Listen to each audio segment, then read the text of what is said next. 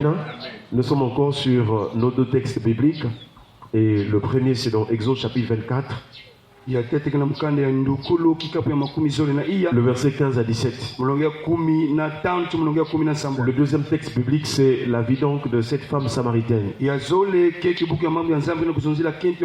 Dans Jean chapitre 4. Cette femme samaritaine qui va faire la rencontre avec Jésus. Et dans le premier texte il est écrit, Exode 24, il est écrit, Jésus monta sur la montagne. Et la nuée couvrit la montagne. La gloire de l'Éternel reposa sur le mont Sinaï. Et la nuée le couvrit pendant 6 jours. Le 7e jour, l'Éternel appela Moïse du milieu de la nuée. L'aspect de la gloire de l'Éternel était comme un feu dévorant devant ou bien aux yeux des enfants d'Israël.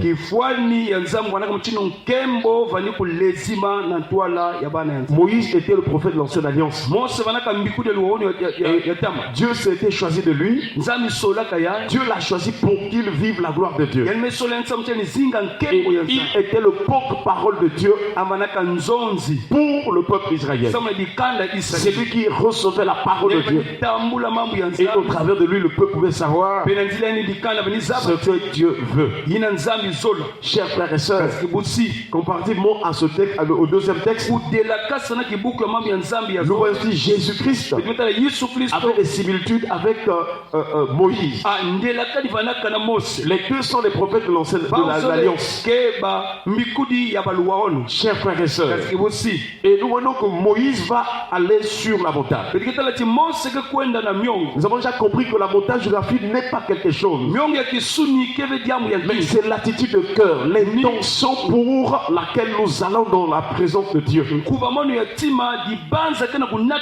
Parce qu'aujourd'hui, par la grâce du Seigneur, par la grâce et la vérité qui sont venues par Jésus-Christ, alors même quand tu es dans ta maison, même quand tu es dans ta chambre, si le cœur est disposé, lorsque tu élèves la voix, le Seigneur descendra. La gloire de Dieu te visitera. Même dans ta maison, même au bout de route. Chers frères et sœurs, et le secret de Moïse c'était donc la présence de Dieu. Nous avons compris que la montagne veut nous dire tout simplement que nous puissions avoir un temps seul avec Dieu. Les jours sont en train de passer, les semaines, les mois et les années. Alors nous devons toujours trouver un temps seul avec Dieu. Un temps où on sera à l'écoute du Seigneur. Et nous voyons que quelque part la nuée couvrait la montagne. Nous avons compris que la nuée c'est quelque chose d'apparent. La nuée c'est ce qu'on voit. Mais derrière la nuée, ou dans la nuée, se cache le mystère de Dieu. Et c'est pas tout au long de la Bible. La nuée pouvait envelopper. Dans l'Apocalypse, un ange était enveloppé par la nuée. La voix du Seigneur sort de la nuée. Chers frères et sœurs, c'est pourquoi que certains disent que la nuée aussi est l'image de la présence de Dieu. Dieu se déplace sur des nuées. Même dans Apocalypse chapitre 1, je crois le verset 7.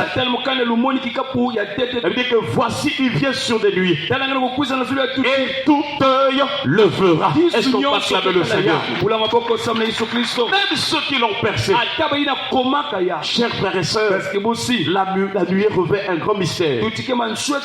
Et ce jour-là, quand Jésus a fini de parler avec ses disciples, il est reparti au ciel. Donc Acte chapitre 1, je pense. Et pendant que les disciples étaient en train de voir monter au ciel, la Bible déclare qu'après cela, une nuée les déroba à leurs yeux. Chers frères et sœurs, notre cœur doit désirer la présence de Dieu. Nous devons être comme Noé. Il voyait les choses que les autres ne voyaient pas encore. Si tu désires la présence de Dieu, si tu es sous la nuée, tu entendras la voix de Dieu. Si tu es sous la nuée, tu comprendras le langage de Dieu. Si tu es sous la nuée, ton cœur va aller jusque dans les profondeurs pour adorer le Seigneur. Ton cœur sera vraiment soumis à Dieu. Et nous voyons ici, chers frères et sœurs, la Bible déclare, et la nuée le couvrit pendant 6 jours. Moïse était là. La nuée a couvert la montagne pendant 6 jours.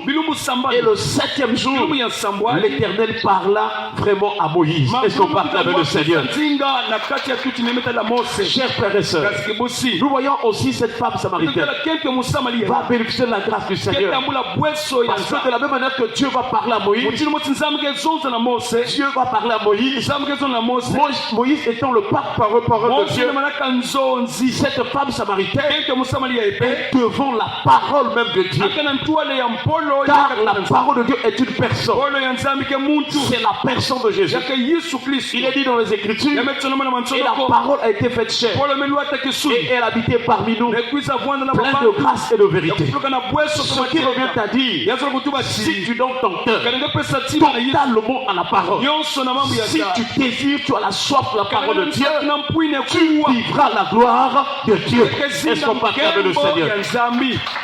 Beaucoup de chrétiens ont des problèmes de délivrance et bien d'autres choses. Parce que tout simplement, ils ne s'attachent pas à la parole. Tous les jours de notre vie, si nous voulons écouter Dieu, nous devons plonger le regard dans la parole. Alléluia. Et cette femme, il considérait Jésus comme un juif, un simple juif. Mais il savait que Jésus était plus que ce juif, plus qu'un juif. Il considérait Jésus comme un simple homme. Mais il savait que Jésus était plus qu'un homme. Nous ne devons jamais oublier que Jésus, avant qu'il ne soit homme, avant qu'il ne naisse de Marie, il existe dans le sein du Père. La Bible déclare, personne n'a jamais vu Dieu. Dieu le Fils unique qui est dans le sein du Père est celui qui l'a fait connaître. Donc, avant que Jésus ne naisse de Marie, il est dans le sein du Père. C'est pourquoi il a dit à Philippe, il y a si longtemps que je suis avec vous et tu ne m'as jamais connu. Comment dis-tu, montre-nous le Père? Ne crois-tu pas que je suis dans le Père et que le Père est en moi? Est-ce qu'on parle avec le Seigneur? Donc le Jésus qu'on voyait comme homme sur la terre, c'est Dieu qui est venu pour sauver les hommes. Dans son corps habitait toute la plénitude de la divinité. Et pour être sauvé, il faut croire que Jésus est le Christ, il est le Seigneur, il est le Sauveur. Il est venu comme homme pour sauver, pour porter notre iniquité. Et il a accompli cela sur la croix. Et l'auteur de l'Épître aux Hébreux dit, Hébreux chapitre 2 verset 9. Chapitre 2 le verset 9. Hébreux chapitre 2 le verset 9. Il dit que celui qui était abaissé pour un peu de temps au-dessus des anges. Donc Jésus s'est dépouillé, il est devenu comme au-dessus des anges. Il est venu sur la terre. Celui qui était abaissé pour un peu de temps au-dessus des anges, Jésus, nous le voyons couronné de gloire et d'honneur. Quand il a fini sa mission, il était mort, il était enseveli. Le 3e jour, il est ressuscité. Il a apparu à ses disciples. Il a apparu à plus de 500 frères. Et ensuite, il est reparti vers le Père. Il est assis à la droite de Dieu. Il est couronné de gloire et d'honneur. Est-ce qu'on parle avec Jésus? Et tu dois croire en Jésus dans toute sa dimension, dans toute sa mission. Et cette femme aussi négligeait Jésus.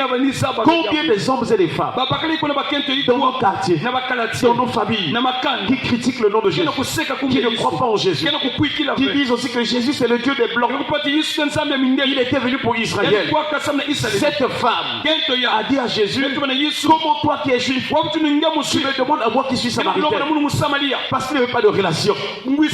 Et elle ne savait pas que la personne devant laquelle elle était placée, cette personne, c'est lui, c'est elle qui est venue réconcilier le monde avec le Père.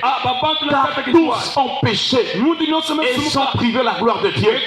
Et c'est qu'en Jésus-Christ que nous sommes pardonnés de nos péchés au moyen de son sang. Et quand tu reçois le pardon de tes péchés, la relation est rétablie avec Dieu. C'est ainsi qu'ils ont continué à parler avec cette femme. Après mon Dieu, la femme l'a dit au verset 19. Au verset 19 de Jean chapitre 4. Il dit Seigneur, lui dit la femme, je vois que tu es un prophète. C'est-à-dire, je vois que les paroles qui sortent de toi sont les paroles qui sortent de la bouche de Dieu. Alléluia. Chers frères et sœurs, un véritable prophète, une personne qui parle de la part de Dieu, il ne dit que la vérité. Et ce qu'il dit, il ne tâtonne pas. Alléluia. Et Moïse avait déjà dit, pour reconnaître un vrai prophète, c'est que ce qu'il dira de la part de l'Éternel s'accomplira certainement. Et son pas acclamer le Seigneur. Si quelqu'un te prophétise et que ça n'arrive pas, cela n'était pas venu de Dieu. Il parlait par audace. Il parlait seulement par son cœur. C'était pas la voix de Dieu. Alléluia. Et la femme reconnaît que Jésus est prophète. Chers frères et sœurs, elle est partie donc de considérer Jésus comme juif, comme un simple homme. Ensuite, elle reconnaît que Jésus est prophète. Et ensuite, cette femme touche aussi l'aspect de l'adoration. Et le verset 20, il dit, nos pères ont adoré sur cette montagne. Et vous dites, vous, que le lieu où il faut adorer est à Jérusalem. Mais Jésus lui répondit au verset 21. Femme, lui dit Jésus, crois-moi, l'heure vient où ce ne sera ni sur cette montagne,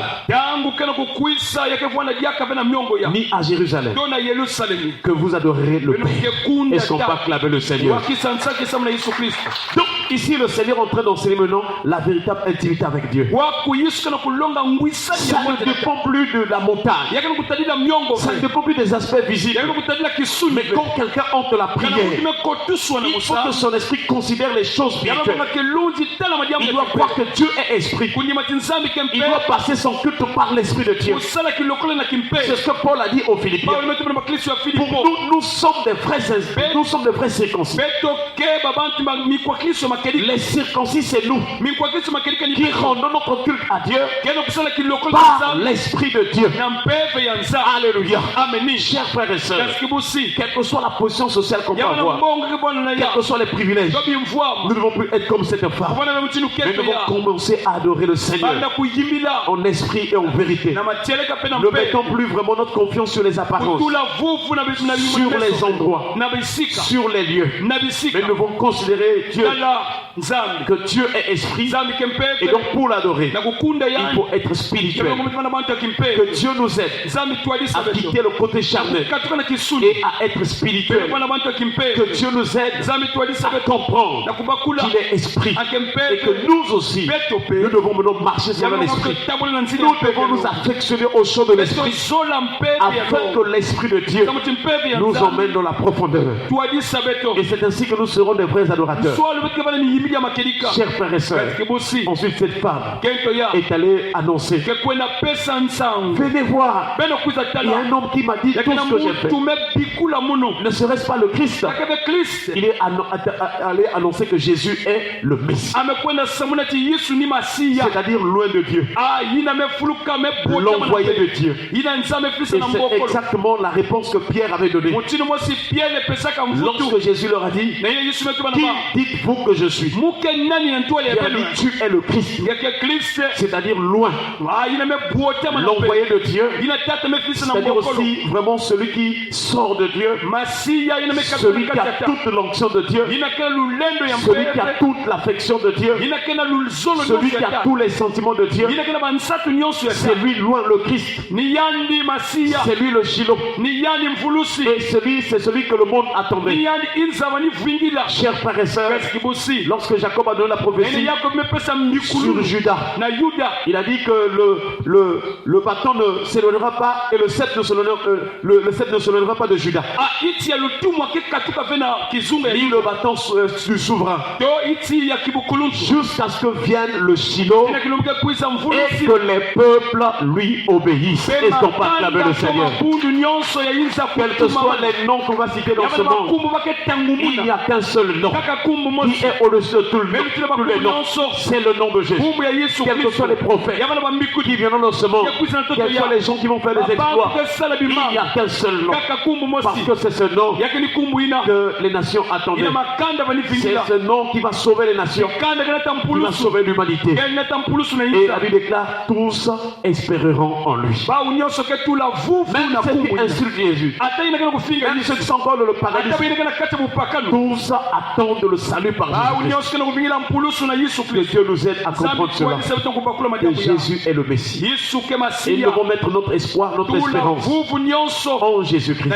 Si tu crois en lui, tu ne seras pas confus. Si tu crois en lui, ça marchera dans ta vie. Si tu crois en lui, tu vas obtenir le salut. Si tu mets ton espérance en lui, tu seras sauvé. Tu auras la paix du cœur. Tu seras transformé. Tu auras la vie. Est-ce qu'on peut acclamer le Seigneur? Baissons les têtes dans la prière. Nous allons remercier le Seigneur Jésus.